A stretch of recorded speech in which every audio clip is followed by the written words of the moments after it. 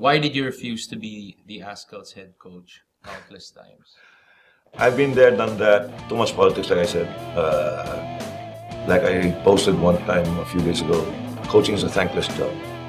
With what's happening with Michael Weiss, we talked about it already before, personally, one-on-one, and I said, it happens. And I said, you should know that because you worked also somewhere in other countries as well.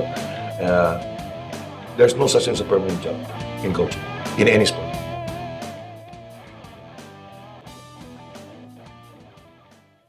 How you doing, folks? We're back. 1 week absence, giving you guys a little bit of a time to digest Jason De Jong and that beautiful episode that we had. That was a fun one, right, Coach? Yeah. We're glad that you guys are back for this one. We promised you guys a special guest on the show today, and we do have a very special guest. And this is personally a big one for me.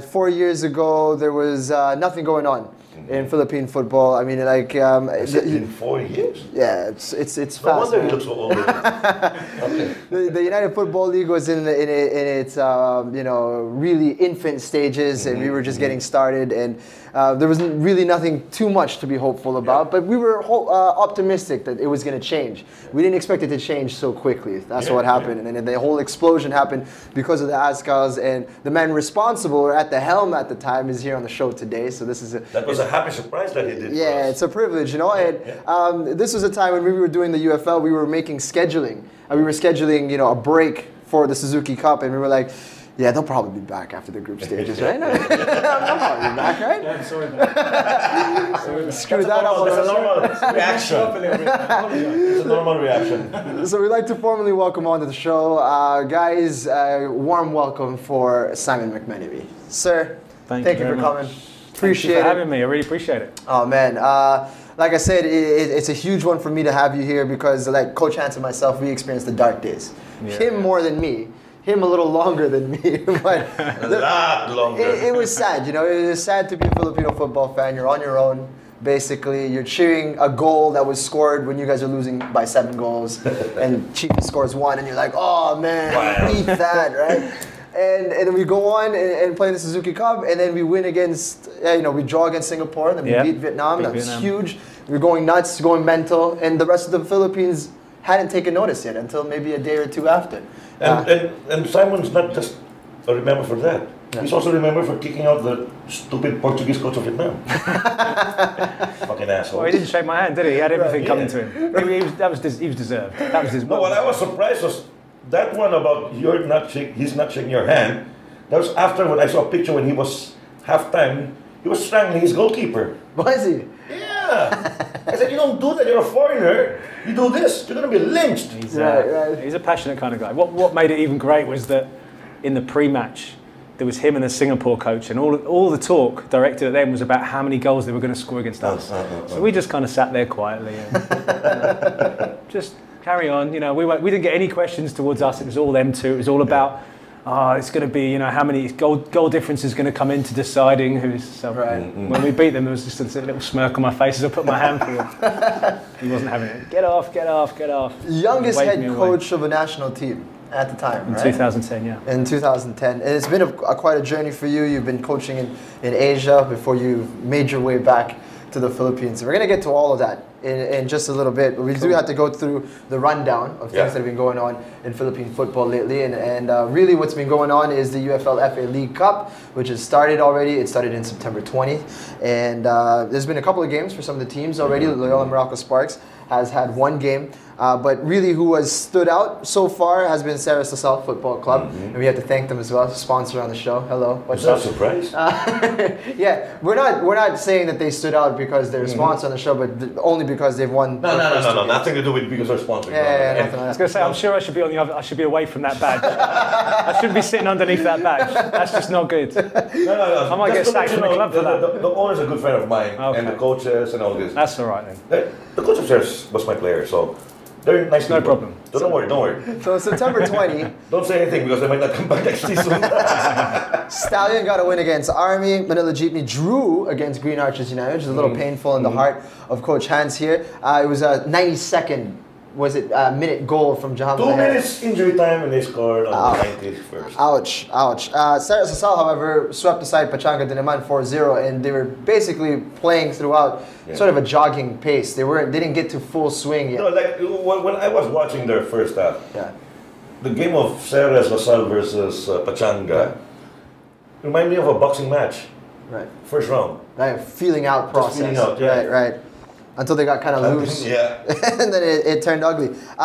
Interesting fellow that we will talk about at some point is Adrian Gallardo Valdez, the new striker of Ceres. He was pretty potent up front, and so was Patrick Reichelt. Orman Okunaya was their winger who replaced... who did he replace again?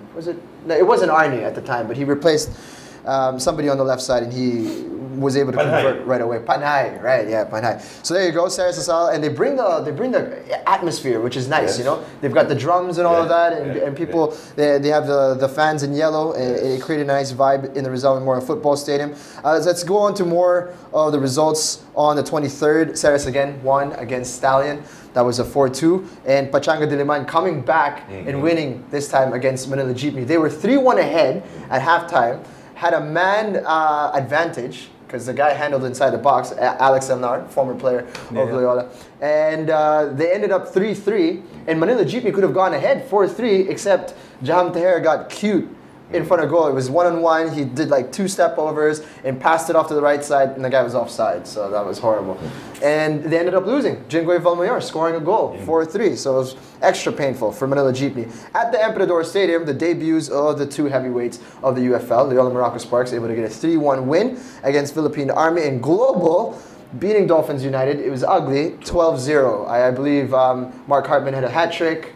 3 players had Briones had a hat trick. I think all their strikers. El strikers Habib had 4, I think. And Milad Bigandom got another one as well. So it was an ugly one for Dolphins United, but not really a surprise. I mean, Dolphins United a little outmatched in this Group A, or in Group B rather. So it wasn't pretty. If we take a look at the standings real quick, we'll just flash them on the screen for you. Ceres Sasal is at the top of Group A, which is a very difficult group, which also includes Loyola, Stallion, Pachanga, Green Archers, Manila Jeepney, and Philippine Army, all first division clubs. They're at the top right now with 6 points, closely followed by Loyola, Stallion, and Pachanga. In Group B, Global is ahead on goal difference, but that's likely to change later today because Kaya is going to be in action against Forza. So that's how it's all panned out so far after 1 game over there in Group B. All right, next matches. Then this is what we're looking forward to today. Kaya versus Forza and Team Sakaru, which really felt a shock against Forza. That was a big one. That was a nice... Laos, rather. Sorry, that nice little upset there. Team Sakaru is taking on Manila All Japan, which is a formidable team now these days. Not as easy to push aside. I heard they have a player that played in the J League. For real? 2nd division. Wow, Big so dude, that's going to be interesting. Who's that? Manila Japan. Manila He's All a good Japan. player. We played a friendly against him. He's a handful. Oh yeah? Yeah, he is. He's that good. He stands out amongst the rest of the players. Centre back. With all due respect to the rest of the players, Right. no, the centre forward. Centre forward. Very good player. Okay. Wow. Real good player. Looking forward to seeing him in action today. September 27, Global Laos. That's a bit of a derby between those 2 guys. That's like Team A versus Team B. So they're excited. I hear there's a lot of banter between the 2 teams. The Laos lineup is not anymore the same lineup like last season. Yeah. They were tough. They're good. They were tough. They pushed us. Yeah. That was our first friendly, and they were a difficult team. You know, they're fit. They run. They make it very difficult for you. They just defend in numbers. Yeah. They were tough to play against.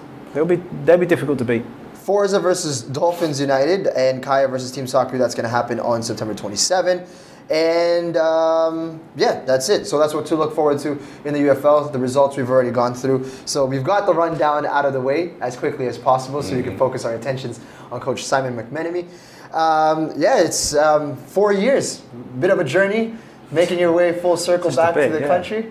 How's it been? What have you been up to? Wow, where to start? I've been travelling around Southeast Asia. Just the experiences and what I've learned in the last 4 years of playing in or being involved in professional leagues around Southeast Asia have been incredible. My learning has been like that, just solely because you get thrown into the job and you have to perform. And in those leagues, like we were discussing earlier off camera, there's no room for, well, we'll get better. You have to win. Otherwise, they get another coach in and they get new players in. They shift their players around every 6 months, every half a season. Wow. All the players go out and they bring in new foreign players because you're at the whim of guys who enjoy football, who like watching football but don't actually know too much about football. Just they're the money men. So if they want something changed, it changes. Right. So if they decide they don't like you next week, then you're gone. And they very cleverly always find a way in the contract to make that happen, no matter what you say or no matter what you argue about.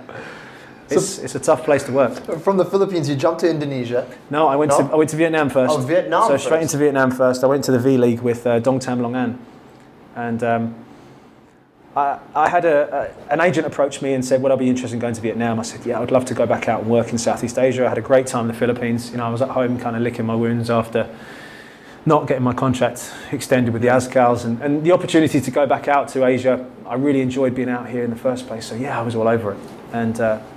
The agent was telling me, this is one of the top clubs. They've won the league in the past, and it's a good place to be. They've got some top players, some international players, some of the guys you played against in the Suzuki Cup. So I thought, yeah, it was great. Did my research, and they looked pretty good. So I arrived midway through the season, and I followed a Brazilian coach who had been in there previously, and he'd only been in there 3 months. But during that time, the level of training had gone. So when I arrived, the players were in the middle of the season. They weren't even half fit. So it took me a good 2 months to actually get players fit, let alone to actually start putting performances on the pitch. So it was a really tough time, and the club weren't the club I was sold by the agent. Surprisingly, the agent didn't tell the truth. There's a shock. It was more... They'd sold their best players for money. They'd taken a lot of finances in, and I was just given this team that really were trying to keep their heads above water, and it was tough. It was tough trying to pull everything together. You had a huge amount of corruption going on. I mean, both inside the club and outside the club in the league, and that's something that I just couldn't get my head around, and found it really difficult to work against. You always felt like you had one hand tied behind your back, which is a really difficult situation. And moving on from Vietnam to then go to Indonesia, it was very similar in there. The organisation and the federations were all over the place. Everybody's infighting, and you're just getting your head down and trying to do your job. Right. But it's a very difficult league to work in. It's tough. Right. After Indonesia, you went to Maldives, is that correct? Yeah, the Maldives. A team in the Maldives contacted me, and I was actually going for the national team job, and it came down to me and a guy I'd worked against before, and we were both kind of neck and neck in the running, and unfortunately for me anyway, the Croatian guy got the nod. He got offered the job, but as soon as he got offered the job, I got a phone call from the other club, they're the champions of the Maldives, and they said, look, we're going into AFC competition soon. We're going to be playing some of the Indonesian teams, a team in India, a team in Singapore. Would you be interested in coming in and just helping us through, for the season? And the salaries there are very, very low, so it made it difficult to commit for an amount of time. But I said, listen, I want to work. I've not been working a while. I need to get back into coaching. I'd love to come out and see the Maldives and help your team progress. So I went out there for 2 months and helped them through AFC competition, and that was an eye-opener as well. Working in a country like that has the main island, you can walk around it in 45 minutes.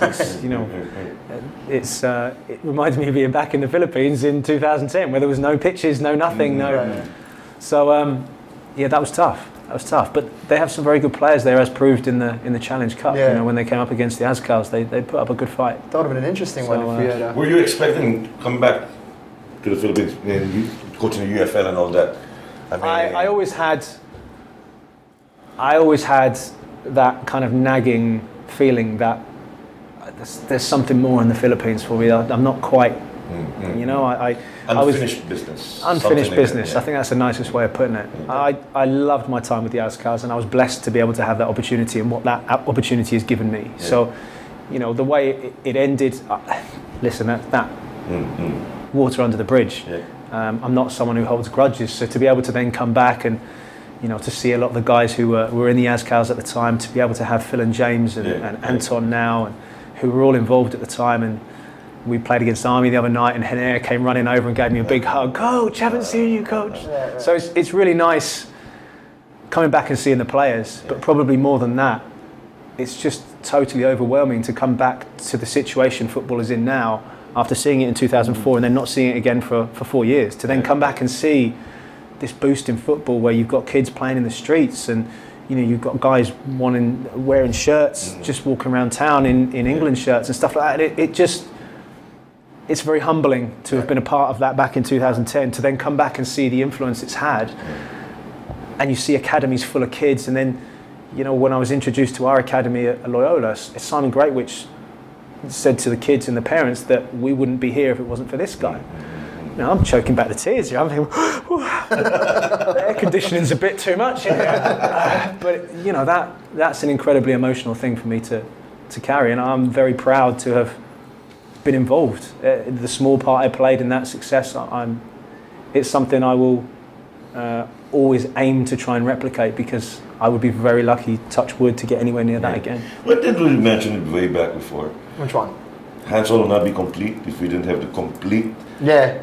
Our guest list is not going to be complete without Simon. Right. Yeah. And now he's here. And there he is. And 2 weeks ago he was here for the draw. He had no choice. Look at that. Hey, Wow, you look different there, man. I was in a different world walking off that pitch. Absolute different world. I couldn't believe what was happening. Don't wear that freaking coat, man. Doesn't fit you. That's a tailored suit I'll have. It was just I'd sweat that much during the game that it probably stretched out of proportion. Hey, that was... You can see by the look on my face. I love that picture because it totally sums up my feeling at that time, that we've just walked off the pitch and you got a real feeling for... I mean, look at the players that are celebrating there. That's all the army guys and all the local guys knowing just how much it meant. And none of those guys were on the pitch when the final whistle went. Right. You know, we talk about foreigners and locals. These guys were celebrating like they just won the World Cup. Yeah. And that's a very proud moment, to be able to walk off the pitch and go into that press conference with such a huge grin on my face. And I've got ESPN asking me, how the hell did you just do that? And my honest response is, I've got no idea. And I sit there and have to talk about it. That was I think magic. your face there, can we get back to the picture? I think that's your face that you were shocked that the coach didn't shake your hand. You freaking parked the bus, Simon. Yeah, right? That's the one. Yeah, that's the guy, and he got sacked very very quickly after doing that. The Vietnamese, you know, they're a tough race. They're a very tough race of people. They're difficult at the best of times, but they're also very proud, much like Filipinos. And when you do that to someone, they didn't take kindly to that in the press. I got shocked when I saw that picture on Facebook. Actually, I saw it the next day. Halftime, he was. He was not happy with his his one keeper. goal. I think it was a little bit of his mistake that he could have gotten, but it went through the It was post. Chris's first goal. He kind of dived and he didn't quite extend too far, and it kind of crept in the corner. But it didn't matter because we scored a second anyways. Yeah, that's right. Yeah, exactly. That's right. That's right. But I mean, when I saw that picture, I said, "Oh, you're dead, man. Yeah. You're gonna do this in Vietnam." You just don't do that. Yeah. You don't do that. It's totally disrespectful. And I think this photo really shows, like, you know, the affection that people have for you. It still remains. The Filipinos. I see it on Twitter. People still message you, always asking you, like, when you're coming back, when you're going to spend time. It's humbling. It really is. It was an incredible feeling for all of us to experience this game. Is something that you'll never forget. Simon, you don't know this, but because of what you did 4 years ago, now Loyola's reaping the rewards. Loyola. Yeah. Well, I hope so. They're their fans, but now since you're back here and you're the head coach right now, you're getting a lot more of the fans of 4 years ago for the Azkals are going to go to you. Well, I hope so. You know, I've always said whatever it takes people to get into football, whether it's the fact that back in the day you had players like Phil and Neil who are good-looking guys who look good on the front of magazines, if that's what it takes to make you open a magazine and go, what's this football, soccer all about? If that's what it takes, then who cares? So long as people are involved. Exactly. So long as people get involved. Everything's marketing. We discussed this in the first season, actually, in the first few guestings. We were saying, who fucking cares? The people, of course, there will be haters always. Oh, they're not Filipinos. They're just pogi and all that. Mga ulul nyo, you know, you can see. Phil is the first Filipino that is rated with Messi, Ronaldo, in the goal scoring international charts. goals. I tell you what, as well, you try telling Neil he's not Filipino. You try pulling him to one side and telling him face to face. Neil's 6'2", 6'3", and a big guy. And if he loses his temper, you leave the room. You try telling him he's not Filipino, see the reaction you get. You can't tell these, once they've been through something like that, you can't tell these guys they're not Filipino. Right. They did that for the country, and at the time, if you remember, we had 2 presidents, there was politics all over the place. We literally had to build a bubble around us and say, do you know what, this is about us. This is about us overcoming obstacles, and putting up two fingers to politics and saying we're going to win this despite what's happening everywhere else. And look what happened off the back of it. And then, mentioning about two fingers, now that it's all here, you just need one finger. The middle finger, you just put it for all the haters. You know, from 2 to 1, that's... And now we don't need anymore. Right. You know, you don't need any more fingers, you know? It's there, it's been said, it's been done. Yeah. Now it's just, how are we going to, all of us involved here, we should all have a part in this growth, in the development. Simon started it as a coach, Dan started as a manager, the players, of course, without them. Then now I think it's our turn. Everybody else. And Chaddy in the background with his Santa hat on. I had all the, because we had a lot of people watching, I had all the players train with Santa hats on, just to make the crowd smile when we were training. But yeah, that was always... What kind of hat was that? That's It's a little Santa hat, because it was Christmas time. It was just before Christmas. Yeah, that was... do you know what? I actually had probably one of the most emotional things that happened to me. One of my friends from home, who I used to play with when I was younger, he found out I was head coach of the Philippines. And he said, well, when are your games? I told him, thinking he's just going to look online. He booked flights. Wow. Brought his dad.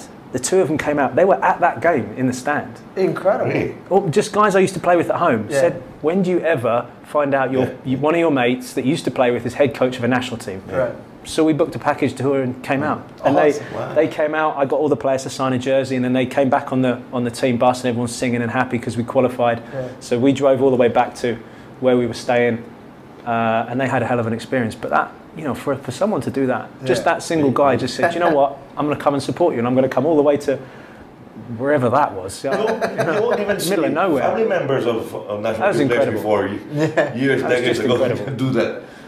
Yeah, that's great. You're in a unique position to see the development of the national team. I'm sure you still get the chance to see. Of course, yeah, I watch all the time. Some of the same personnel is still involved, but there's a lot of new players that are involved as well. The tactics have changed and all of that. Or what is your impression on the national team and the progress? Is this where I get myself into serious trouble? Is this where I drop myself in it massively? No, it was a tricky situation based on where we got to in 2010, and then to having to pass that on to somebody else and step away from that was tough anyway. So, you know, anyone could have come into that position and I'd have been, you know, that was my role to take on. That's how I felt. But at the time, the decision was made, and that's football. You know, if you get upset with these decisions, then don't get involved with football in the first place. That's the nature we're in. In terms of the development during Coach Weiss's time, it's not for me to say that he did a good job or bad job. I don't like to talk about other coaches, just as I wouldn't like them to talk about me. I think that they underachieved, given some of the players they had, some of the talent at their disposal. I think that there was possibility room for them to have put a few more cups in the trophy cabinet, in my own personal opinion. But it's always difficult with the setup, the way the team is, bringing foreigners in kind of a week to 2 weeks or possibly even a couple of days before big tournaments, and trying to integrate them with guys that train week in, week out for a national team. It's always a difficult situation. And people asked me back in 2010 why I played the tactics I did. That tactics is one of the easiest tactics to play when you have that situation, when you've guys coming in from all over the place, and you have to have a system that everyone understands as soon as they walk in the door. Nothing too, you know, Jose Mourinho about it. It was all very straightforward. You know, we defend hard, you stay in 2 banks of 4, and we go forward when we have the ball. Very straightforward stuff, which meant that stepping into that situation was very easy for players like Chris Greatwich and you know, the guys that came on board. The harder the tactic, the harder that they have, the more information they have to take on board when they've just got off a plane and they've been around for a couple of weeks, or they've gone to Dubai and played a couple of games. And it takes time to gel a team. Yeah, but it takes time to put that together. Like I've always said, also, it's not that Simon's just being humble. He's being too humble. It's not like a Brit to be that humble. Anyway, what I'm saying is, a lot of these guys will be be cursing me right now. Lee, you know, David Perkovich, you know, coaches that we have in the But anyway, what I'm saying is, it's not just a tactics also. It's nothing against Michael Weiss or anybody else for that matter. But it has something to do also with the respect that a coach receives from the players. Yeah. Like, you know, when Simon said earlier about underachieving, there's many reasons why of underachieving. But if you're an athlete, you don't really think of trying to underachieve. You try to overachieve, right? Where you are, you use that experience, the chance that you were given, the opportunity you were given. But if you have a mutual respect between coaching staff, coach, head coach, assistant, whatever, players and all this, it's a different atmosphere altogether. And when you get to play, you are lightheaded, lighthearted. Yeah. It's simple, like in a household. Yeah. If I was a butler, for example, for a rich family and all that, but they treat me like shit, they pay me really good money, wages, Yeah. but they treat me like shit, you just say, fuck off, you get your money, get somebody else. Right. You get a fucking dog if you want. I'm not going to do that. But if, for example, they don't pay me that well as a butler, but butlers earn a lot, okay? But the family, they treat you like your own, their own, part of the family and all that shit. You'd love to stay. Right, because the environment in which you're working. Of course. It's a human interaction thing. Because who wants to work? That's why people, when people say, when you know of a friend who resigned from this job or that job, don't ask anymore because it's simple. There's no better opportunity offered, came your way, or you just didn't like your job there because of the people that you're working with, or they treat you like crap. No matter what. I don't believe right now, even at this time and age, wherein you get paid really high, but you're treated like shit, but you stay there because the money's good. I don't think so. I don't think so. Human nature will tell you that, screw you. Take your money, get somebody else that you can hold by the neck. So what I'm trying to drive at, folks, is Simon, like I said, is being too humble, surprisingly. Anyway. But I think that, like what Simon said, is easy tactics, what he said, which I also believe because I also coach also, and it's really difficult to get a few days, even a few weeks. It is tough. It's very tough. It's difficult. It's like a study book. You have to study this. You have to cram. The players, what I'm saying, the players that come have to cram. And you cannot do that because situations differ in a game, in a match, especially in football.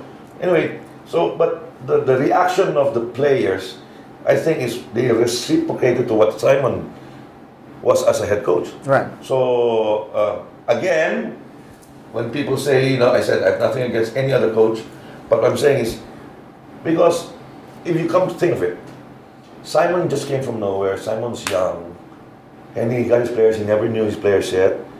Then suddenly, when everybody, like the press conference, everybody's talking about how many goals they're going to score against the Philippines and all that. Then suddenly, boom, it happened. Okay, even cost the job of a head coach of Vietnam. So that wouldn't happen. That wouldn't happen also, just because of tactics, or training, and all this. I think the human interaction is a big factor in a certain sport. Yeah, that is something that I was very interested in asking you about because there's an inferiority complex to the Philippines before that big win. You know what I mean? Like we come into competitions with half a feeling that we're already going to lose. And you said the tactics were simple, but in terms of making the team fight the way they did, or as gelled together as they were, what were the challenges to that, and how were you able to achieve that? And what was the challenge to that? I could probably sit here for the next 3 days talking to you about that. It's a combination of just understanding and evaluating. Evaluating, firstly as a coach, what the strengths were of the players. Looking at the group of players we had, what were the things that stuck out that they were good at? What could we cling to? What was something that we could use as a weapon against other teams? And what we had was Ali Borromeo, who was at that time a mountain of strength, and could compete with any centre forward that came up against him. You had Neil Etheridge in goal, again another big unit.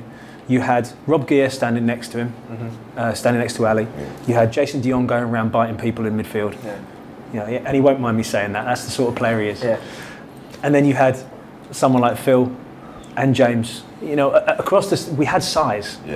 And a lot of the time when you're playing against Southeast Asian teams, the Vietnamese team, they're quite a small team. Yeah. So really, to organise ourselves and make ourselves difficult to beat, and to build brick walls and just say, okay, well, you can have the ball, that's fine. You know, we can't compete with you in those. We're not Barcelona.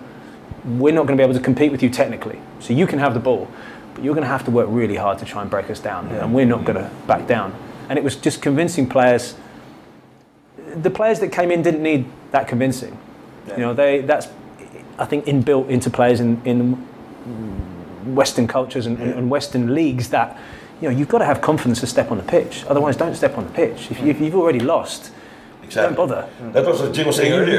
You've got to step up to it. You've got to step up to the challenge. And they had a real challenge there. You know, they're playing in front of 40,000 people.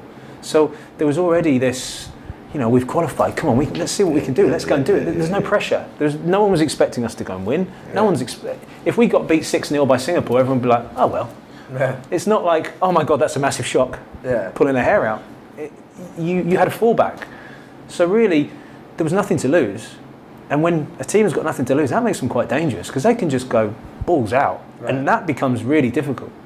And when you've got a team of 11 players who, I made a point of taking these 11 players away to do things away from the pitch. So everywhere we went to Davao, we went out, we did this kite thing where we kind of attached ourselves and shot through the zip line. That's what I'm looking for.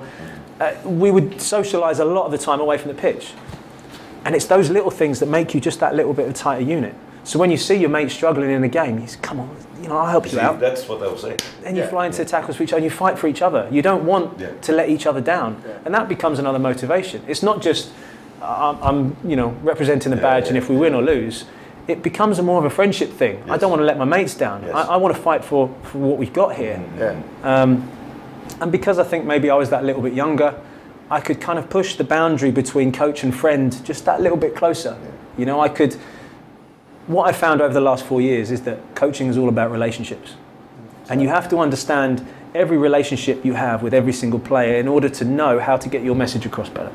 And that comes down to understanding culture, that comes down to understanding religion, working with Muslim players, would they get up at 4 o'clock in the morning to go and pray? Yeah. You schedule training at 2 o'clock in the afternoon, they're going to be like zombies because they've been up since 2 in the morning praying. Yeah. So you have to account for the fact that their religion dictates you can't push them too hard during the middle of the day, because that's normally a time that their body sleeps. Yes. So they have a little snooze during the day. But if you schedule games at that time, you're going to be struggling to get your coaching message across. Right. So there's a lot of understanding that needs to go on in each and every person's life. There's one coach here, he's coaching the EFL again now. Has to be taught that way. I will not mention. But I hate it when you do this. Listen, everybody has their own way of doing things, and that's just how I've learned over the last couple of years. Right.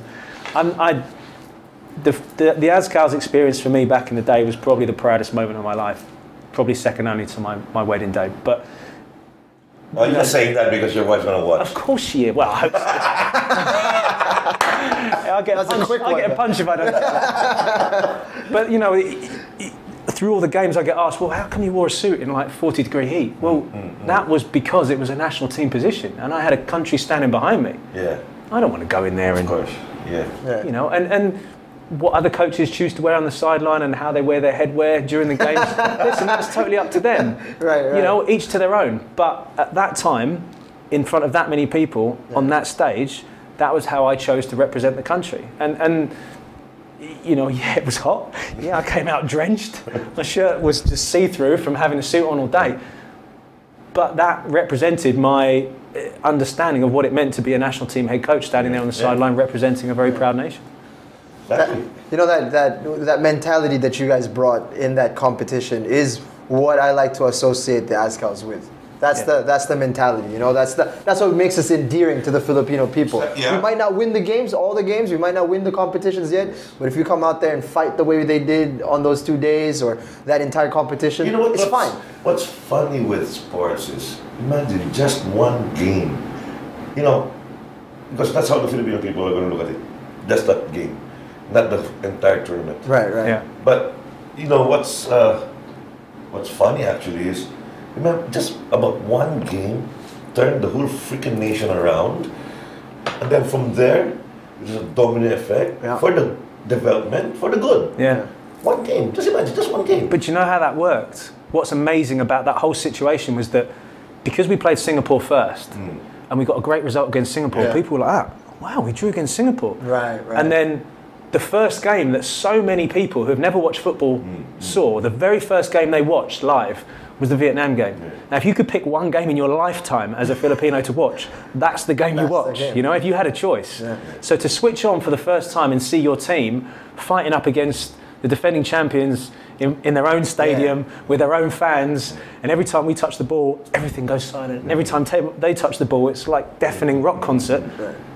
And to see Phil scoring and to get and to see Ali Borromeo in tears at the end, hugging Anton, and you know, there's players lying on the ground just collapsed because they've given everything.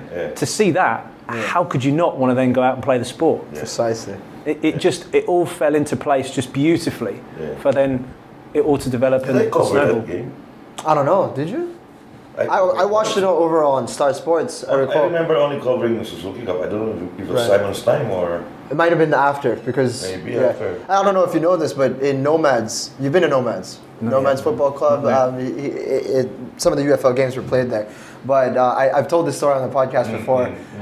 We were holding a UFL game at the time. But none of us of the officials were paying attention. We had the referees going on. We were watching the game. There's a bar right next to the pitch. So so Chris scores the first goal. Everybody goes nuts. Like, we can't believe this.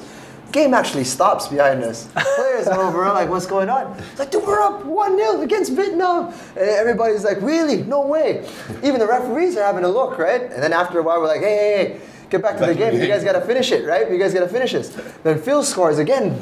Game stops again. Everybody's rushing. Amazing. Everybody's jumping up and down. And man, that was you got to turn the air conditioning down in here. You know, it's getting a little bit. That was a moment for us. You got to turn the air conditioning down. That's definitely one that myself, and my friend Coco, we'll never forget that. Yeah. We'll have that with us forever. And for all the football fans that jumped on after that, that's something that they'll never have. That's something that they'll always... No, it was a beautiful moment. It really was. For everyone involved at the time, it was just one of those moments where you look back and, you know, I talk about it now and I get goosebumps because I was in the middle of it. It was happening to me, and I'm looking around, and, you know, I remember walking out on the pitch in the Bung Karno in Indonesia, in Jakarta. There's 90,000 fans in there. I mean, who gets to work in front of 90,000 fans these days? It just doesn't happen. Right. But to go out there, and this stadium's going bonkers, you know, there's fireworks going off and flares, there's people just screaming. And I was out on the pitch with the players, and I'm walking around, and I do the normal kind of walk over to the goal mouth, have a little look, walk over to the corner flag, just see if, you know, there's enough run up. All this, just normal little things that I have in my head just to kind of calm myself down a little bit and check myself. And I look up, and I'm the only one on the pitch, and everyone else has gone in. You've got a full stadium going haywire, and I'm walking up the middle of the pitch. I'm kind of, every time I look up at the crowd, that whole part of the crowd just erupts and screaming at you. So you kind of put your head down. Oh my God! Everywhere you look, like 1,000 people just start screaming at you. It's just one of the most amazing experiences, and it was so difficult to put into words the feeling of, you know, we were the ones that lost that, yet we were the ones that went round and got a round of applause off every single person in that stadium. They all stood up and clapped us. And we went all the way around, and it was one of the most memorable things about that whole series of games, especially the two in Indonesia, was the understanding of the Indonesian fans to watch what it meant for us to be able to compete with them, let alone a 1-0, a close 1-0, to be able to compete at that level. They were so appreciative of what these boys put in. And that was what really pissed me off about the coach of Vietnam. The disrespect to me aside, however I choose to set out the team, if he doesn't like me, doesn't like me, I don't really care. But it was the fact that he didn't even say, your players did really well. They just created history, and he couldn't even acknowledge the fact that these players had just made history. Against his team, all right, fair enough, it'll probably cost him. There was no humility whatsoever. And in the game before against Singapore, Radhi, who recently beat the Azkals with Myanmar, he came over to me after dinner. We were all staying in the same hotel, and he put his arm around me. He said, "You boys played a hell of a game today." And you know, for someone to come and do that, he shook my hand at the end of the game. He said, "You fully deserved that 1-0, that 1-1. You fully deserved it." Incredible person, really nice guy. I speak to him to this day. But it shows you the difference between coach and staff. It was an amazing time, and like I say, I'm getting goosebumps as I talk about it now. So it was a major point in my life that... You know, our neighbors... Incredible. That time, I think they were thinking, was I beating up my children? My sons, because I was watching my room. my boys were watching outside. And my wife, I think, got surprised. What's happening, you know? Because I screamed in my room. My boys were screaming in the sala. And then the goals were scored.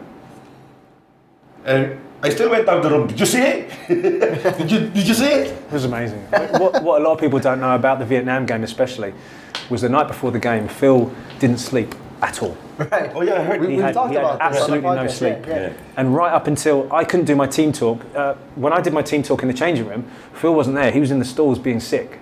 He was vomiting right up until the point where he had to walk out on the pitch. And you can see it in his face when he scores, that relief that we're 2-0 up, my job's done.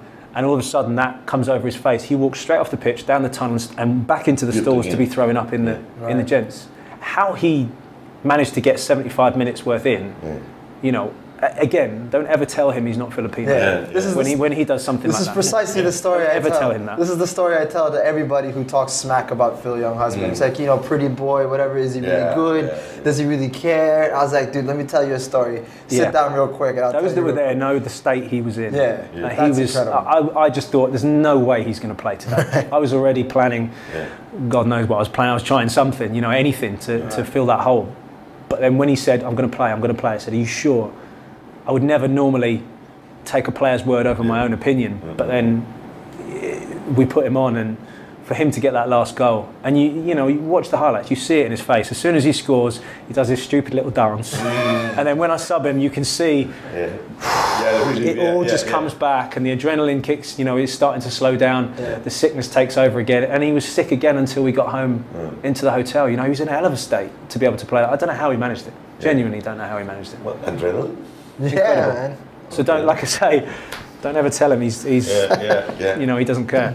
So now you're back in the Philippines. You're with Loyola Meralco Sparks now. You've had how much time have you had to get to know the boys? About a month. About a month. Yeah. And No, wait, I want to know. Oh, go ahead. Yeah. Arman got in touch with you? Sir Anton? Or what? Yeah. How? Yeah. How'd you get it? Come on board. I've been talking to Randy on and off for the last kind of 2-3 years. There was always I always kept my eye on what was happening in the Philippines. Obviously, I have a pull to the Philippines. You know, it's where it all started for me. So the opportunity to come back was always, I would always love to come back here, to live in Manila and around such amazing people and such a close football family, to go to places like Indonesia and Vietnam, fantastic countries, but it's not the same feeling. It's not the same. I don't know. It's a family. It really is a family thing. You feel it. So there was always a pull to come back here. It was just whether, you know, there's a certain amount of finance it takes to move one family from one side of the world to the other. And we both had jobs back in the UK. Sarah had a good job working in London. So to be able to give that up meant that there needed to be a certain amount of, you know, I'm not looking to make millions. I haven't come here for the money, that's for sure. But the attraction to come back here and the people and to be around this and to make a difference again was something I couldn't turn down. So we've been talking about it with Randy for quite a while, and there was a couple of times it came close, but it wasn't really at a position where he could offer me what I needed. And for weeks before I spoke to Loyola, I was speaking to Kaya as well. So I was having discussions with Santi as well, and you know, because it's all a football family, everyone was aware of the discussions that were taking place. It's not like I was playing one against the other. Everyone was aware, and it just got down to a point where, you know, Loyola made me the offer that I needed and said, yeah, okay, this is what we can give you, and showed me the guys that I'll be working with, and listen, it was an easy decision. Right. You know, once the finances were taken care of and I knew that that would be okay. You know, there's something in the Philippines. Yeah, I'm not just saying it. There genuinely is. There's something here. I think it's, you know, it's not the Southeast Asian thing, family-oriented situations, but it's like a lot of fun here being in the Philippines. I'm a foreigner too. I've been here for 50 freaking years. Right. Okay. Not much of a foreigner, I'm afraid. I'm working on my Philippine citizenship. Congress is going to do it for me.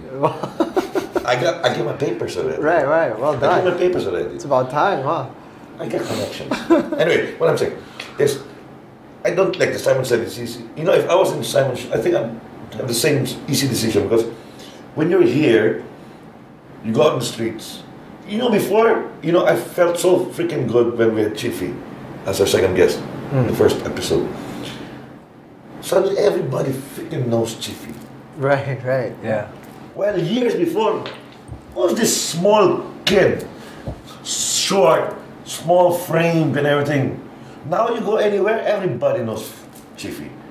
Everybody knows Anton, Neil, Phil, James, and all that. You know, not because of the endorsements that they're doing. I mean, I'm happy for all of them. Yeah. Because we never thought of that anybody in football, Philippine football, will be endorsing anything. Yeah. Yeah. Oh, we had one, Tonyo Gutierrez, because he's pretty boy, but good player. One commercial ended up became an actor and all that shit. Okay, but now we're not talking about one player. We're talking about several players that are, how do you say, more publicly recognized. You know, and like I have been saying always. I mean, nothing to Jason and Phil and James, but I call Chiefy the real Azkal because he's the real small, short, physique. Yeah. You know what? He does it. And that's why I'm saying to the kids, the Filipinos, you know, and to the moms, especially the moms, the dads, I think they understand, but the moms, you know, don't be afraid. Look at Chiefy. Chiefy is a very good example for the Filipino youth. Absolutely. Right. Yeah, he really is. Chiefy works for me now. Chiefy's a great guy. No, he's working for me. And I told him, Chief, I want you to start with the grassroots. Right. Not just to attack the kids, because the kids don't know any better, because how old are they? But the parents, Chiefy, boom, boom. You see, in how many months? I got more kids now. No, I see. So, you know, it's a...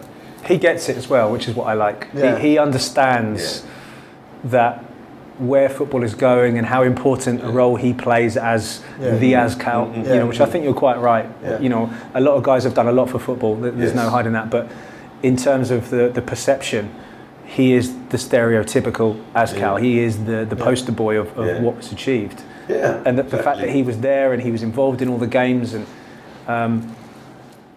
I can't speak highly enough of Chiefy. He rode me so hard when it came to making sure that everything was equal and there wasn't any special treatment of anyone in the national team when it came to Azkals, even to the point where at dinner, if there was 2 tables, the first couple of times we played, there would be a table of foreign players and a table of local players and then management. And if I was slightly turned that way, Chief would be like, coach, and I'd have to turn just back that way before I started talking again, just to make sure everybody got the same message. Not it wasn't kind of aimed this way as opposed to going this way. He'd pull me on everything. So in the end, we made rules that I was getting fed up of being told where to turn to be able to talk. So we had a rule that you couldn't have any more than 3 foreigners on one table. So we had more tables put out, and then they would do punishments if they sat with more than 4 foreigners. If there was 4 foreigners at a table, they'd all stand up, they'd all go to the corner, they'd all do push-ups. So we kind of integrated and made sure that everyone was on that level. Simon, up to now, you can see the difference now. Yeah. You can see, I mean, everybody's close. You know, even like after one campaign, they know each other, the field foreigners and the locals. But when they come back, you'll see them. Because I see it. Because for the Peace Cup, they trained after my training at the stadium. I could see it. You can see it clearly. And you know what? That's why I get so pissed off. Remember, I get so riled up when about the haters about our field foreigners. Azkals. I get so riled up because one, you know, I've never met them formally. Phil and James. Let me tell you, I don't know if I said it in any of the shows that we had, but it was Phil and James that approached me first. They were with their sister and their mom, okay? And we were in town center. I was walking my daughter from the other side. Coach Hans. So that alone, I went to them, they shook my hand. Then in next games, Rob, Chris, all of these guys, even Neil, you know, they come. And they, like in Rizal, I'm sitting down, the team's coming to prepare training. Each and, of course, except for the new players don't know who I am. And each and every one of them would come and shake my hand, greet me, good morning, coach. Even Phil, James, all the time. That's why I get so pissed off when there are people talk. Because, like you said, I believe that. Don't ever tell Neil or Phil that they're not Filipino. You know, I mean, I'm not even freaking Filipino, and I get insulted. But you know, it's up to now. You can see that, like what during Simon's campaign, that up to now, I think it's not anymore management has to do that. The players themselves are the ones that are on their own. Yeah. Knowing already, because it's started before. Because I know for a fact, even my teams when I handled national sides, was some can order room service, while the other locals, and I'm talking not real foreigners, I'm talking about local. There's still discrepancies in the way Yeah, because some have money, they can order home room service, while the other one just has to watch. When I heard about it, I said, you fucking stop this already. If you're gonna order room service, get out of your room, or you order also for your room. Because I made a point. Right. Let's say a more fortunate player and a Less fortunate player, roommates. I always do that all the freaking time. So I said, I don't want to see that. And some of them were your makes a difference. During your time. It makes a difference. What's great about respect plays a huge part of the game, whether you like it or not. And I think that you could probably argue that in some levels of professional football that respect is kind of being forgotten a little bit. Yeah, you know, just in the way that players treat the game, diving all over the place, the way they speak to referees, and the way that referees react back. Yeah. You know, there's lots going on in the game where the honour, if you like, in playing soccer or football, that I was always taught by my parents and the guys I played with and the captains that I followed. You know, they showed me a certain way of playing, and I'm still true to that way of playing in how I coach now. You know, if I don't think things are right, I give out punishments for silly little things. You know, for example, if we're as a team and we're away somewhere and we meet for breakfast and half the team go and eat breakfast before everyone's down, then the whole team do push-ups in the lobby of the hotel in front of everyone. And I don't care whether that's national team or professional team, whether you've got superstars in that team or not. That shows a total disrespect for the fact that you're a team. So once you're a team, you do everything together as a team. You wear the same things. You know, you don't eat until everybody comes down. Little things like flip-flops in the lobby. I don't like sandals in the lobby of a nice hotel. That just shows disrespect. You wouldn't do that if you were staying there with your family. You know, if you're staying in a real posh, nice hotel in a capital somewhere, you'd make an effort when you were going out and eating in the restaurants around there. You wouldn't be traipsing through there in training kit with your boots in your hand. I don't like that. So everyone wears trainers. They're not allowed to wear flip-flops in the lobby of a hotel. So it's little things like respecting players, respecting the team, respecting me, and respecting the hotel and the place you're staying in. So little things like that all then build up to having a team that A lot don't understand is that respect's also who you're representing. Of course it is. You're not just a club, but especially if it's a country that you represent. They cannot say a squatter, a Filipino squatter, because and I do believe it's really the coaches that, not really management, but the head coach calls the shots for every single thing. So even dressing up, simple things like you can ask all my players, even if we have like even local games, if they go to the game, they have to be wearing same, you know, like say no slippers, no flip flops or whatever. If we go out for the university games, when we travel, I get really pissed off. I'd see one player that doesn't have it. Go change. Coach, it's packed. Fucking get it from your luggage now, or you stay. I hold your ticket. You know? Things like, because it's not nice to see where, you know, that's why I prefer I like it when I see teams coming, even just to the game, that they're all uniformed. It's so professional. It sets a tone. It sets an aura around the team that, you know, anyone watching this team think they're a well-organised unit. And that reflects on the coach, and that reflects on whoever they represent. With us at the minute, it's Meralco, you know, they're a big sponsor of us. So I hate it. I genuinely hate it when a team is sitting in a restaurant, and I've seen it so many times, and every single one of that team is sitting on their phone like that. I can't stand that. That's normal these days. Any player in my team that picks their phone up, that isn't an emergency, if they answer their phone, then they apologise to everyone and they leave and go out of the restaurant. If they sit there and answer it then and there, then that's push-ups on the spot in front of the whole restaurant. And I don't care who they are. I can't. If you're part of a team, then you enjoy being around the team. You're integral to that team. You socialise together. There has to be a social element to being as part of a team. And if you're doing that, You know, like you see some couples out for dinner at night time and they're both on their phone. It's hilarious. It tells you so much about their relationship that they can't go out for dinner without their phone. It's become a culture. It's incredible. Even while driving. But it's certainly not a culture I have. Jing and I are also guilty. Yeah. It's like now, is it? I mean, somebody texts us. Listen, it's the way the way the world works these days is through phones, and busy people have to be available. That's just how it is. Yeah. But if you're in a team environment and you're sitting there having dinner, I will not have players use their mobile phones. You can't. Are you telling me you can't socialise with a team for an hour while we pay for your food? Yes.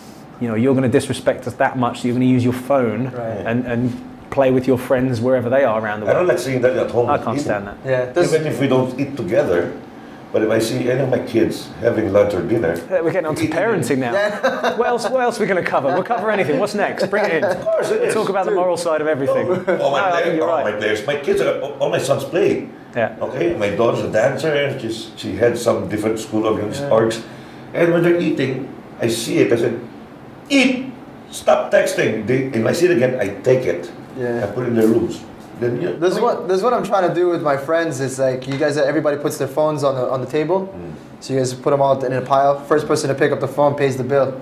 So, that's a good idea. Hey man, if it rings and you can't help yourself, dude, it's all right, man. Well, I'm gonna order another beer. About cell phones. I mean, way back, even when I was signing the Malditas and the under 19s during training camp, I have them keep their phone for the breaks between the morning session and afternoon session. In the evening, I collect everything.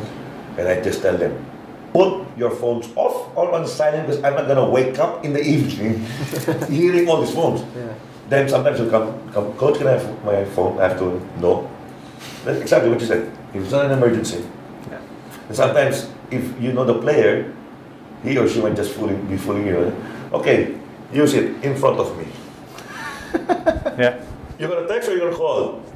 Coach, text na lang. Okay, text, I want to see. Coach, why? I want to see if you're lying or not.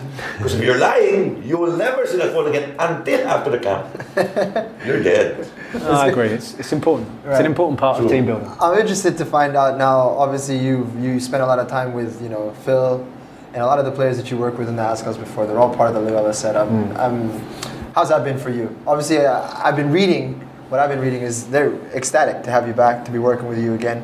And Loyola is a team that was sort of on the cusp of winning a lot of things. In the end, they only won one. Just the one trophy. And everybody's excited to find out, what the dynamic is going to be with the new Loyola team, and obviously the familiarity with the players and all of that. Does it help? I'm sure it does. Oh, definitely. Yeah. When you have, whether we like it or not, Phil has a huge amount of profile in football, and that comes with a lot of management. You have to manage that profile. You can't just stick two fingers up at it and say you are football and nothing else, because he has a life outside of football that he is now up and running. So you either have a happy player who has to make some cutbacks to take in what you're asking him to do, or you have an unhappy player who does nothing and doesn't want to play for you. So you have to manage that, and this is what I was talking about, understanding each player as an individual. I can't talk to Phil the same way I talk to a 17-year-old lad who's just come up through the youth team, for example, because they're at different points in their career, and you have to be able to manage that. That comes down to man management. But I've never had a problem with Phil. He is, for me, the consummate professional. Whenever he's represented me, there were discussions that maybe he gives 100% for the Azkals and maybe 90% for Loyola. He kind of holds something back for the Azkals. For me, I've never encountered that. He's always been the kind of leading light in terms of professionalism, and all the guys have followed off the back of that. In fact, I didn't have any issues. I genuinely didn't have any issues in my time in the Azkals. There wasn't any problems to overcome. The both brothers got more of my respect when the management and coaching staff decided not to include them. In the Peace Cup. Was it the Peace Cup? Yeah, I think it was the Peace Cup. You didn't hear anything from them? Yeah, that was a big one. I think I had a moan about that. I think I had a tweet that kind of made the news over here, which was quite interesting, that I still had a say from the other side of the world. Right. No, but what I was saying is, when they got more of my respect, I didn't mean I didn't have any respect for them before. Yeah. But the more I felt for them, because let's face it, I'm old I'm older than everybody else. Not everybody, but I'm older than most of the people in football. I'm very close to all the players. Doesn't matter, they're not from Archer, from Asal, or what have you. So their football, I love it, you know. I treat them more differently now after that moment that when they were not included. You don't hear smack. You don't hear shit from them. At least not publicly, anyways. No. Well, yeah, but they admitted and they apologized, and that, like you said, is consummate professional. And you see that the contrast between how they acted and how certain players of the Azkals have been acting in recent times, and You had no tweet about that? that's a real. You had no tweet about that? You didn't tweet anything about that? The latest... Not my players. Very diplomatic all of a sudden. Not my players. Very diplomatic. Not my players, and I'm not the coach anymore. Therefore, I don't have to deal with it. That's a tough one. A tough one. Yeah. Antoine Del Rosario, how big of a part did you play in bringing him across from Kaya? It was a possibility. I was told about it. Would you be interested in having Anton come across? Straight away I said yes. You know, Anton is a great guy to have around. He takes it very seriously. Yeah. He's also very funny with it as well, and he's a good character to have about. And to, you know, to have more boys that were involved in 2010 around me, just they know what to expect of me. They know I'm not going to change. They know I'm not going to be any different. So the passing on of my message through them to the other guys around becomes a lot easier if you have, you know, more people on the same wavelength. So to have Phil, James, Anton involved as well is fantastic. Cy Greatwich wasn't quite in the team there, but you know, I have to say that it was him. Without him, I wouldn't have got the Azkals job in the first place. It was him I was talking to on Facebook. It was always reported it was Chris, Right. but it wasn't Chris. It was always Cy I was chatting away to, and it was Cy that put me in touch with the Azkals in the first place. So he was the guy that kind of you know, started it all off. So really, And you didn't get it him was in the all Cy team? Greatwich. You didn't get him in the team? Well, unfortunately, this is a this. You know what they call that? Thanks for bringing that up, by the way. Thanks for bringing that up. Now he's one of my players. Thank you for bringing that up. I really appreciate that. That's really good of you. Just let's broach that difficult subject again. I had to make a decision between Simon and Chris. Right. As tough as that was, in a hotel in Thailand, management said to me at the time, we've only got enough funds for one of them.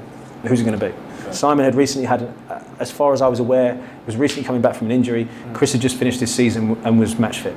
Right. In terms of the decision, a little bit more experience as opposed to youthfulness, I thought was needed in the squad at the time. And fortunately, it worked out for me in that Definitely. Chris managed to pull out some goals, you know, at some really important times that without him, you know, and that may well have gone the wrong way. Yeah. You know, that may well have, Chris had been tired throughout his whole season and coming in. It could have backfired. But fortunately, you know, touch wood again, everything was working at that time and everything fell into place in it. Well, coach is gambling, remember? Of course it is. Yeah. Of course it is. When you make a decision, that's gambling. It doesn't mean you're going to be right. You just apply your knowledge as best you can to the situation you're given. And sometimes you're wrong, sometimes you're right. You need to take a chance. What's a chance? It's a gamble. Yeah, exactly.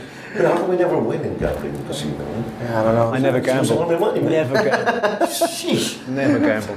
I'm interested to find out the style of play that you're preaching to your players now. Obviously, at the time with the Azkals, you were constrained by the technical ability of some of your players and the fact that you had to meet them at such a short notice and to face these high-level opponents in the Suzuki Cup. But now you're going to have an opportunity to sort of have, I wouldn't say like an upper hand, but a little bit of an advantage in terms of the quality of the players that you have. You got more time now. In contrast to the level that you're playing against. So what kind of style of play? Well, we're hoping to build on what's been done with Loyola before. I was always told that they were a good passing team and they had some good players in there.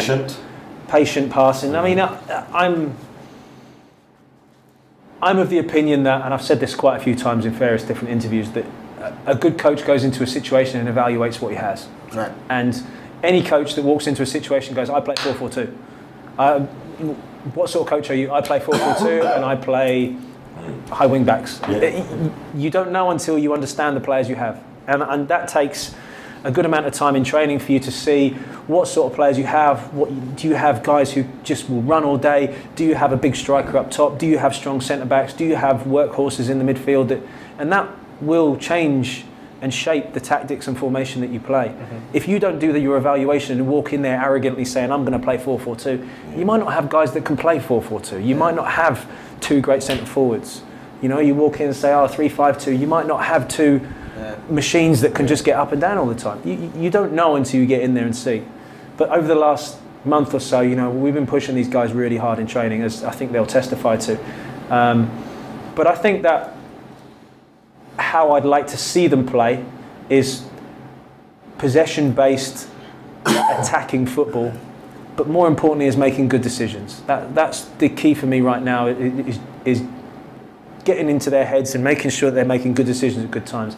I'm not against long passes. I'm not against keeping the ball.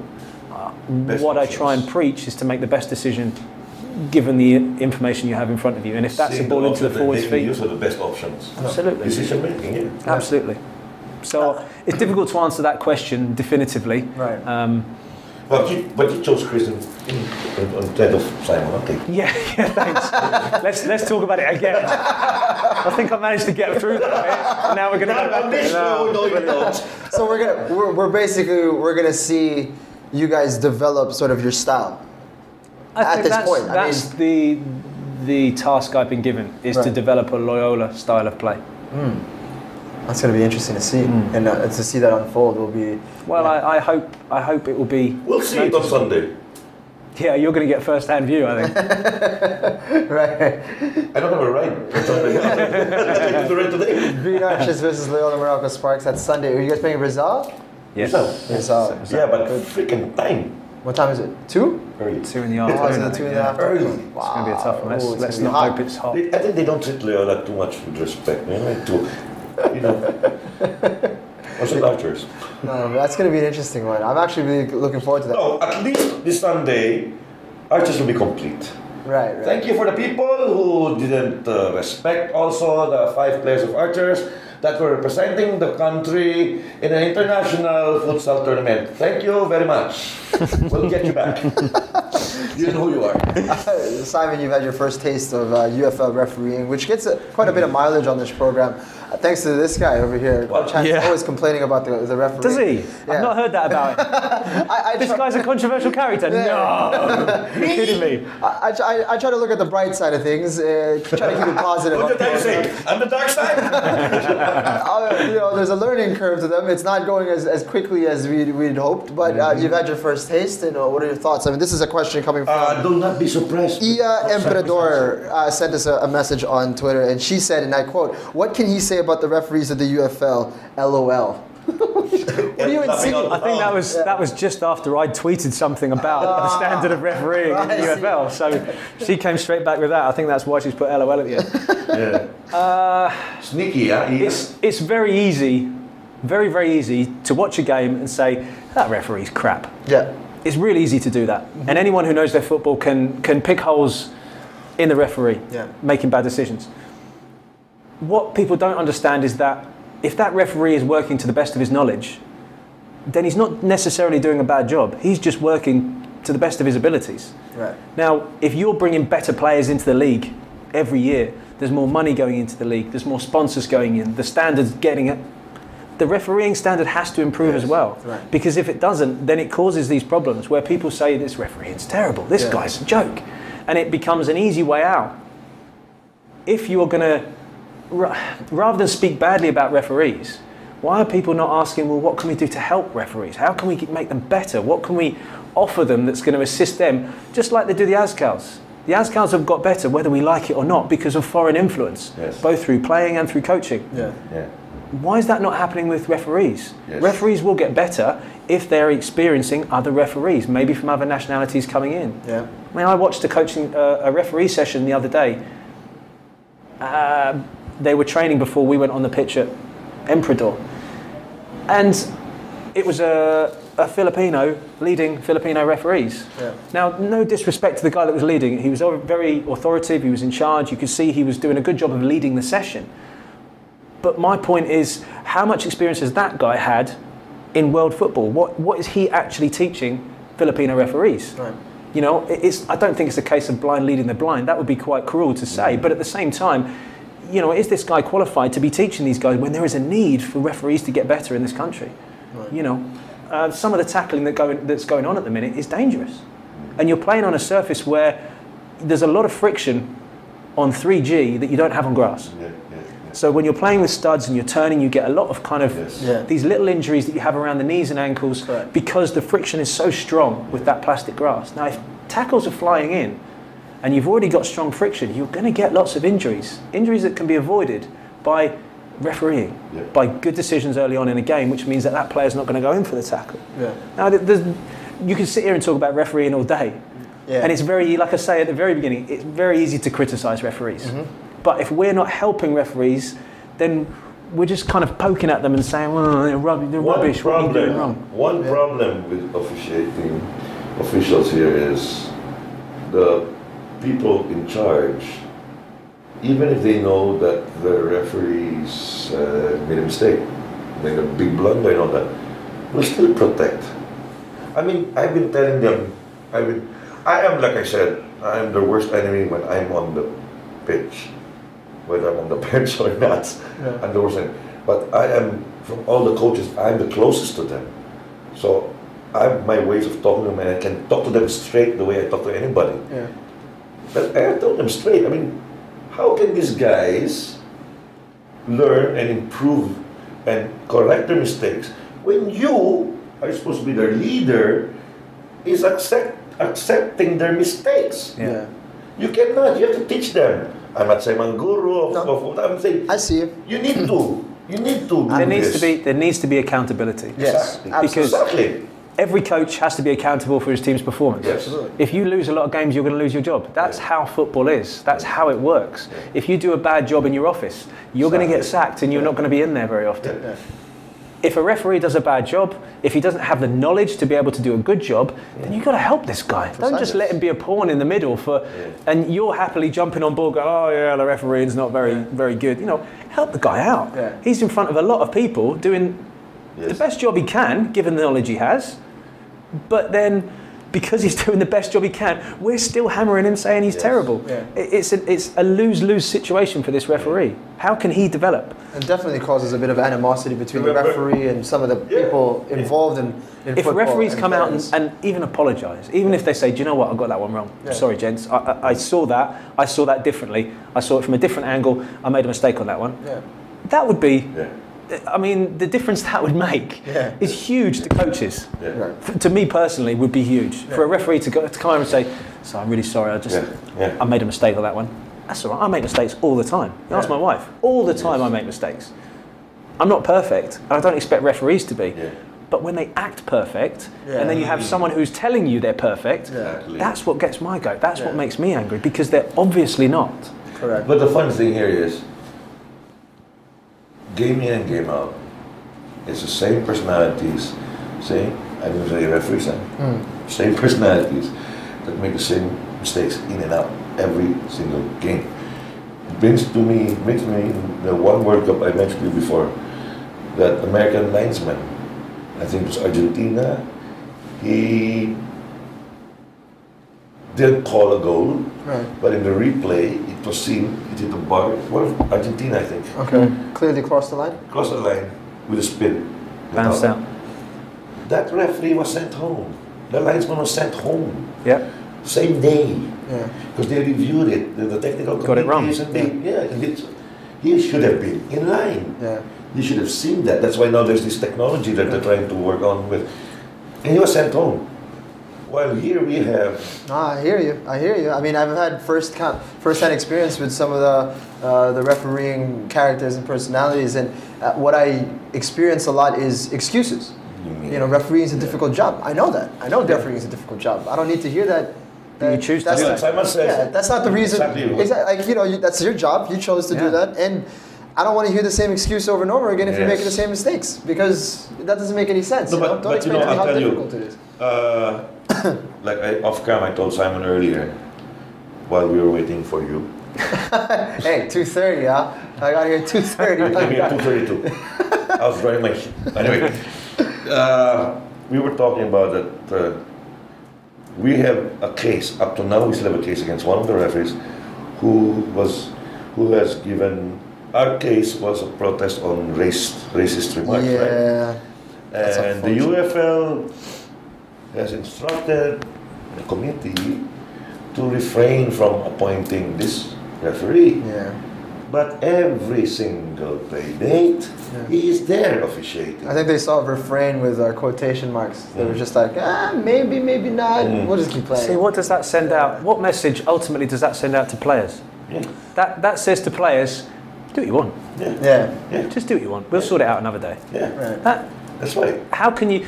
The problem with that is that the standard of the league or the standard of the players, you will have players who will go over very easily and who will con these referees into doing whatever they want them to do and then stand up like they've not, nothing about them, because there is no authority within the game.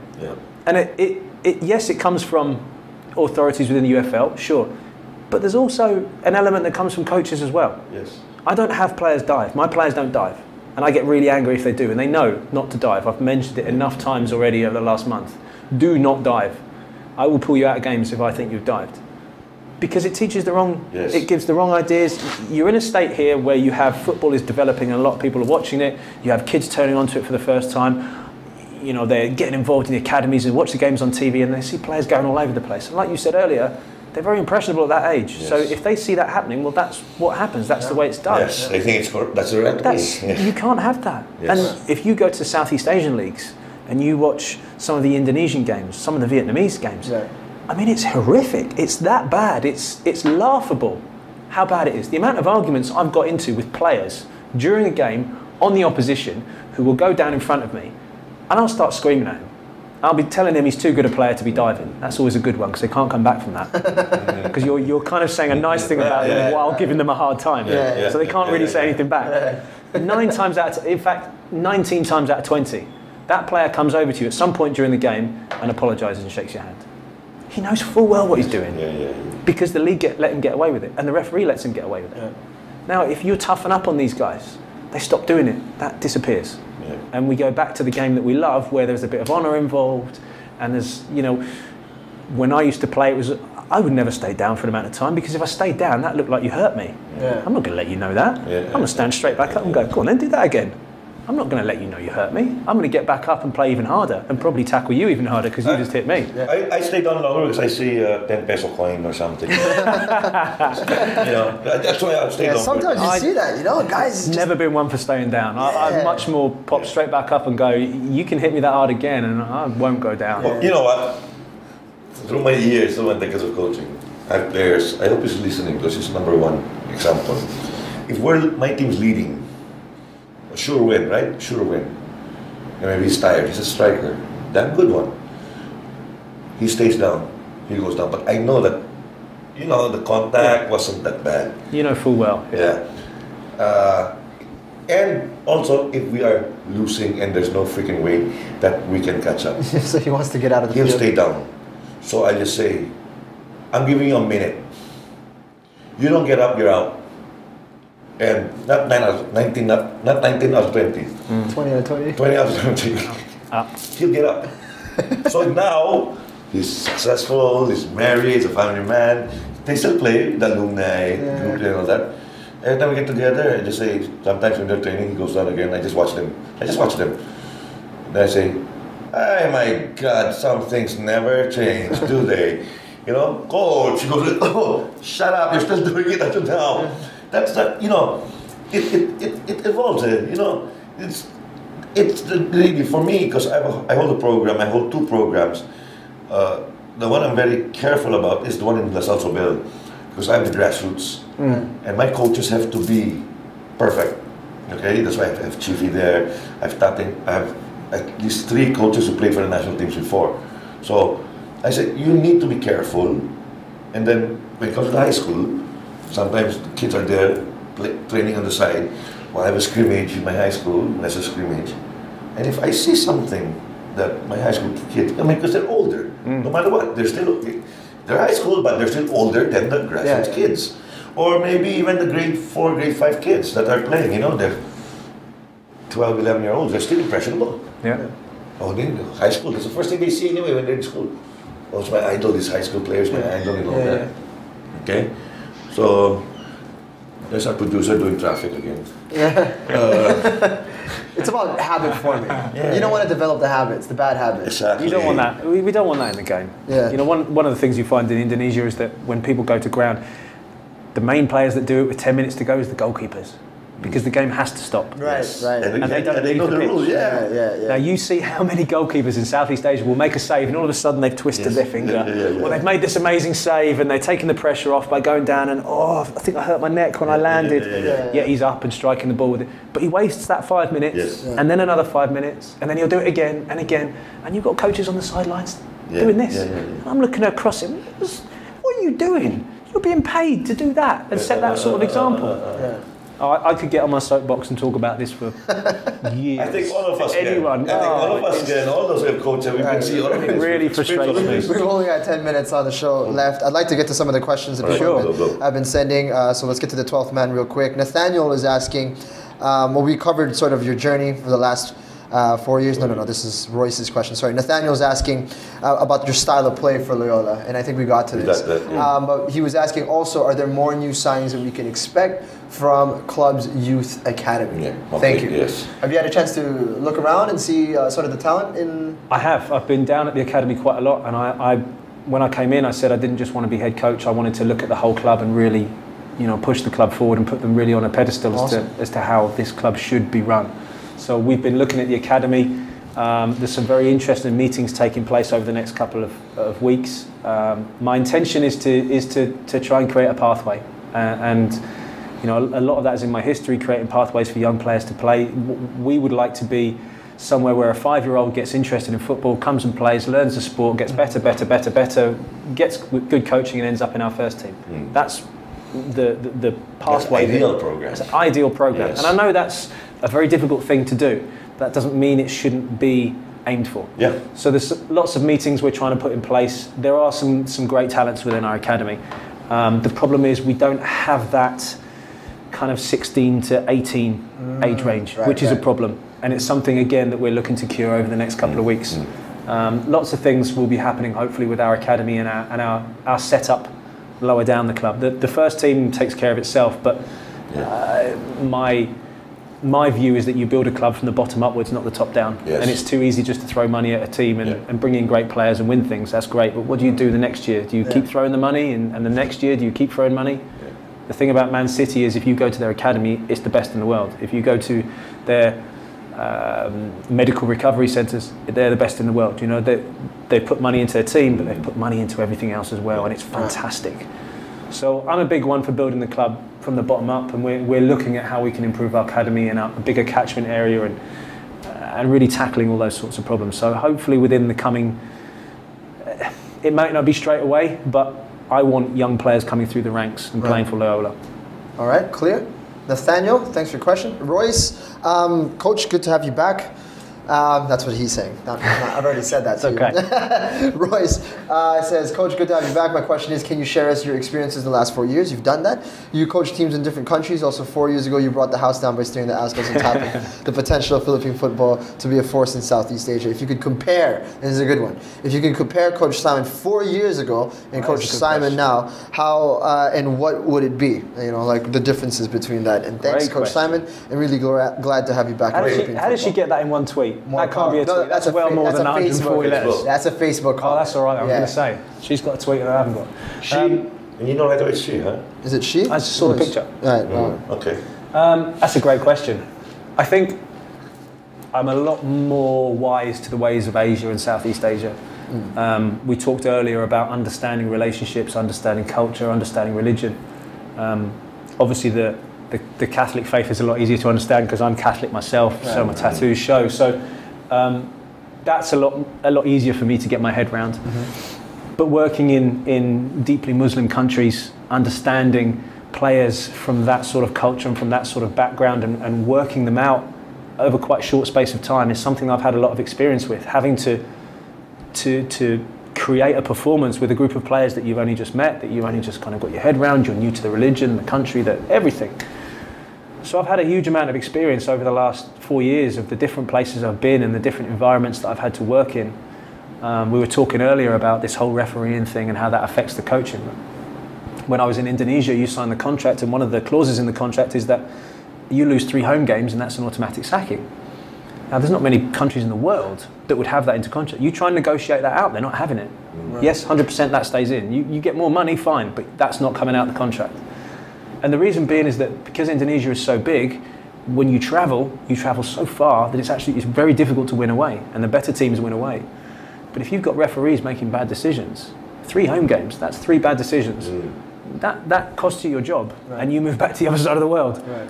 So I've learned an awful lot about the ways of Southeast Asia, a lot of the bad side, to be honest, when it comes to corruption, how managers take money off players, how referees call games. We had a referee call our club in Indonesia and offer the game for $2,000 directly to our chairman. The chairman called me straight away and said, I've just been on the phone with the referee. The referee said 3 points will cost you $3,000. I said, well, if you're going to take that, then you better pay up my contract because I'm leaving. He said, oh, yeah, of course, yeah, of course. I was just making sure. I mean, but what it does as a coach then is that even though you've turned that down, every bad decision that goes on, you look across at the other bench and you're paranoid that they've paid. Yeah. So it causes a lot of issues. But I think the experience of working in all these different leagues and mainly you don't learn a lot when you win everything. You know, the Azkals, as fantastic as an experience as it was, I didn't learn a huge amount. I had experiences and I learned stuff about, organisation and how to prepare teams, sure. But that was knowledge I already had. Yeah. Going to Indonesia and being put up against it, on live TV in front of 25,000 people and then another 40 million people watching on TV, and making mistakes and getting yourself out of that hole and trying to change a game and dealing with the referee and handling yourself in pre-game and post-game press conferences. That's something that you learn. That's something you kind of experience and you work out. And it's only through the bad experiences that you think, I'm never doing that again, that you then make sure you don't put yourself in the same position. So I think it's a very different, a very wiser, a more streetwise, a better understanding Simon than it was 4 years ago. All right. Royce, awesome question. Well done. Great question, by the way. This was off the forums at Pinoy Exchange, if I'm not mistaken. So here's quite a controversial one from Vince Socks. Oh no, really? Is asking now. Okay. Now it's in I can't read that. That's fine. Right? I don't have to. I don't have to answer that. Right. So now that you're part of the United Football League, if you bring success to Loyola Meralco Sparks, and the question is, may chance na maging assistant coach si Maka ng Azkals. So the question is there an opportunity that if you get tapped, would you be interested in being involved with the Azkals, even if it's just an assistant, as an assistant capacity? You got a new name now here, man. Maka. Whoever that is knows something. Because everybody that knows me that isn't in Southeast Asia calls me Maka. That's my name. That's right. Everywhere I played, everywhere I've been involved with, everywhere I've coached in the UK, everyone calls me Maka. I would have called you McMenemy. It's always Maka, so he obviously knows something there. Right. Would I be? It's difficult to say that because I think being an assistant, being a good assistant, in my view, is about working with the number one. Yeah. And if you don't have a relationship with the number one, it's very difficult for that job to work properly. I don't know Coach Dooley. I've seen him work and I've heard good things about him. The handling of the press conference, we could talk about that again and critique that. But I couldn't answer that question without sitting down with Coach Dooley and seeing if we matched. Right. It would be a difficult one for me in terms of to have held the job and then to go back in as an assistant is almost like a hands up that I don't know enough and I couldn't do the job again. Right. You offer me the national team job again and I'd bite your arm off for it, because to hold that job is an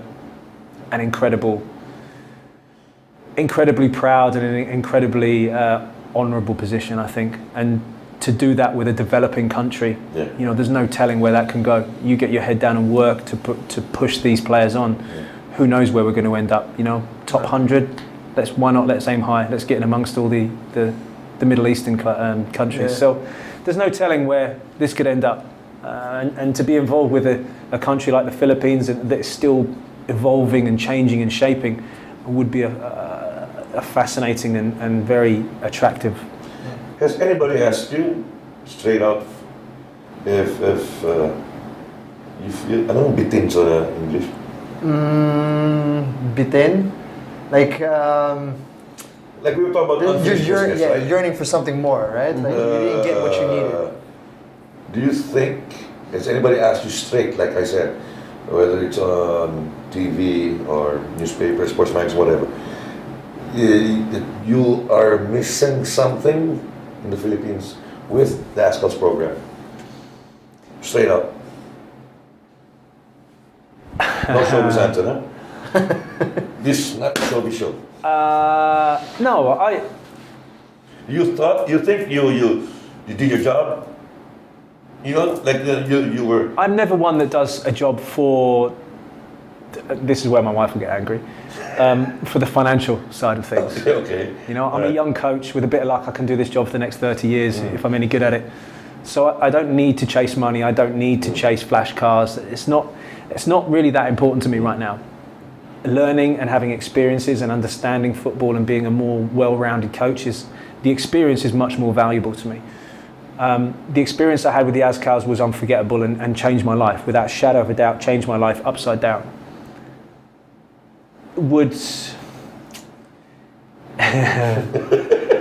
Do I feel I missed out on something? Yes. Yeah. Yes. I missed out on the whole snowball effect of what happened in 2010. I went home for Christmas thinking I was coming back. And when I didn't come back, it was kind of really sad. It was like being outside a party and looking in through the window, which was kind of tough to take. And I could talk about how it was done, but I did that years ago, and I don't really want to go over that ground again. But it was kind of tough to see players like Phil and James and Neil just shoot up into the stratosphere in terms of their profile, and you know, there was a little bit inside of me that was saying, you know, I really should be there. I should be in amongst that.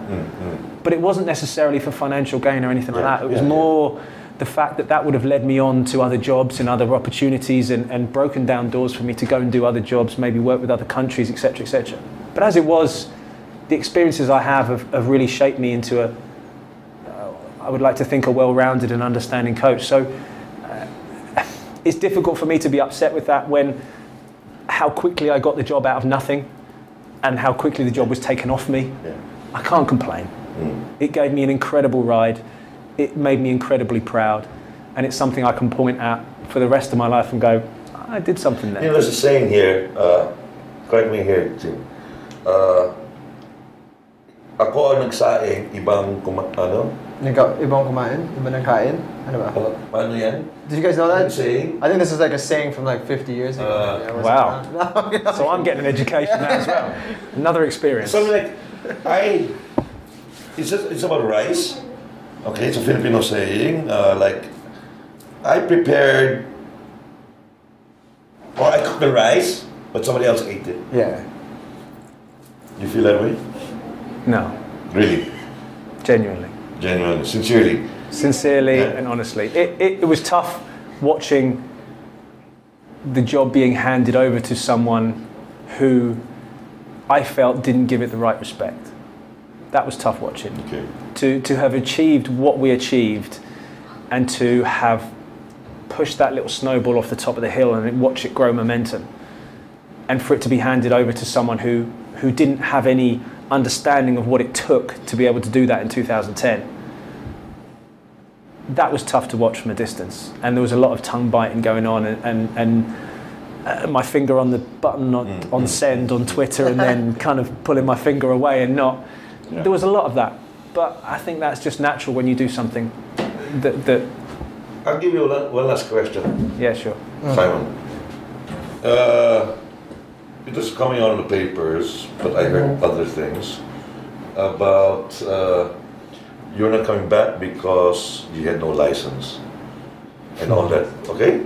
Yeah. But I heard from others, because you know I got a lot of Tweety birds, not Twitter, but Tweety birds. Tweety birds. You know, a little bird just told me, I should be in showbiz, but I don't even fucking ask for this thing, but it comes my way. You were sacked, or you were not renewed, was because you were smoking or drinking together with the players. You know, when you're saying that about getting together with the teams, Yeah. I'm all for that. That's why I do things also. Being a little bit personal with my players. But it didn't come out. You didn't come out in public about that. What came out in public is about your license. Okay? I've been there too. But from what I heard is you were smoking and drinking now with the players. That's the reason why you were sacked. I've never heard this. That's the truth. Do you want me to respond to that right now? Of course. I've never smoked a cigarette a day in my life. Okay. And I believe very much in being a role model to the players around me. Okay. So,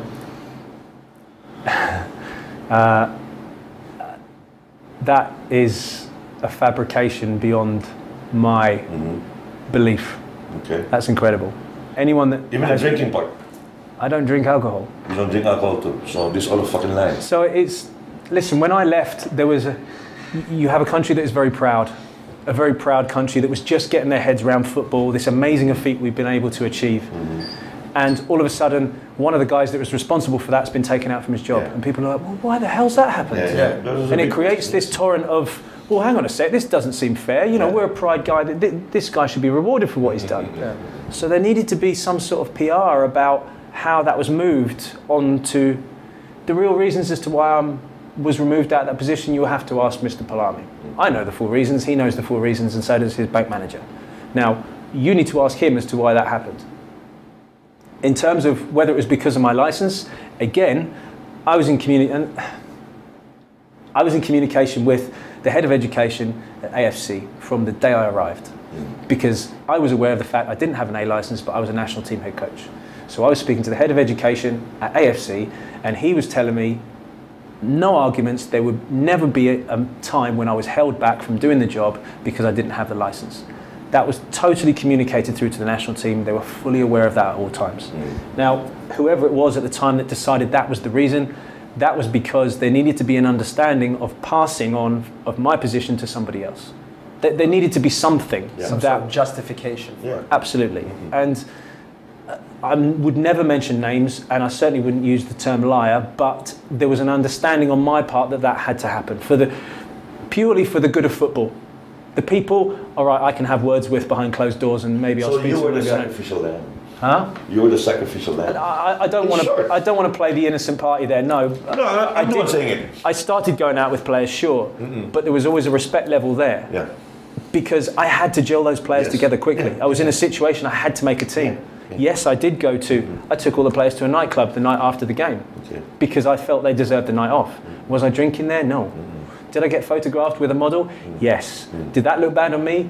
Yes. Did that cause problems with my wife? Yes. The biggest problem. The biggest problems. So automatically they look at me and think, oh, he's a playboy, he takes the players out, blah, blah. No, that's rewarding the players for the hard work they've put in and allowing them to relax before they get on a plane and come home and have to answer questions. So it's all about interpretation. If you look at that and say that I did a bad job, sure, try and take 2010 away from me. Yeah. Right. A question, last one on the 12th man before we move on to the logical chaos tweet. This one is awesome name, by the way, on the forum. His name's Gaylord. Well, Gaylord, well, yeah. Hello, Gaylord. We'll leave that one alone. He says he's been learning a lot from the episodes posted on YouTube, and he wants us to ask Coach, since you've been familiar with the other Asian countries, particularly Southeast Asia, how does he compare those nations' youth level training to that of the Filipinos? So, how are the skill levels compared to the Filipinos at that young age? That's a difficult one to answer because everybody seems to have their own opinion on how best to train young players. There are problems wherever you look because no one has really nailed it. When you have a league that has so many foreign players in it, it's always difficult then for the local players to establish themselves. So if you look at Indonesia, for example, you have two Nigerians playing for the national team who've nationalised. You look at Indonesia, where we played them in 2010. The guy that scored against us is from Uruguay. He got paid a lot of money to change his passport from Uruguayan to Indonesian. He's got no blood in him at all that's been anywhere near Indonesia. So it's very difficult when you look at different countries to kind of critique their pathway for young players. I would say that there are very few countries that are actually doing it properly. There are very few countries that actually grasp the idea of development in its purest sense, in terms of, you know, they play here, they learn, they step up, they learn, they step up, they learn, and the coaches develop with them.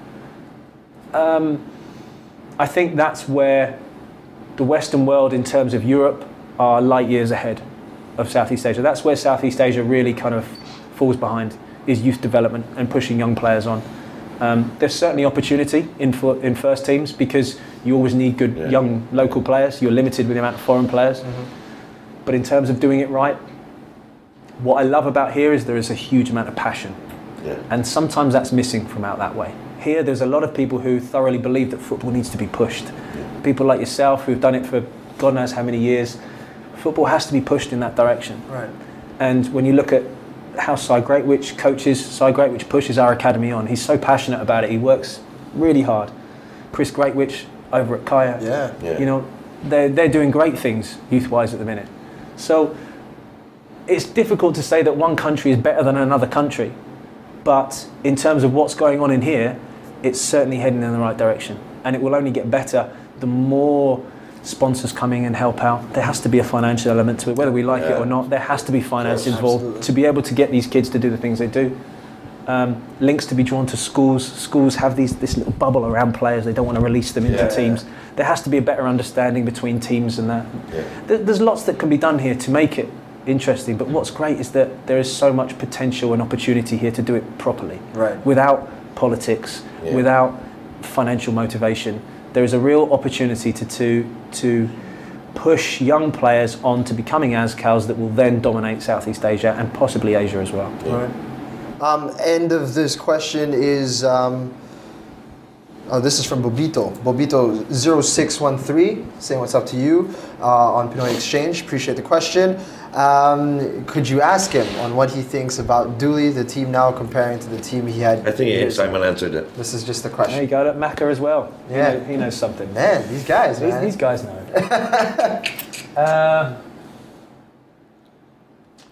It's a different team, and I can see what Coach Dooley's trying to do. He's trying very hard to integrate as many of the UFL-based players as possible, and you know, fair play to him for trying to do that.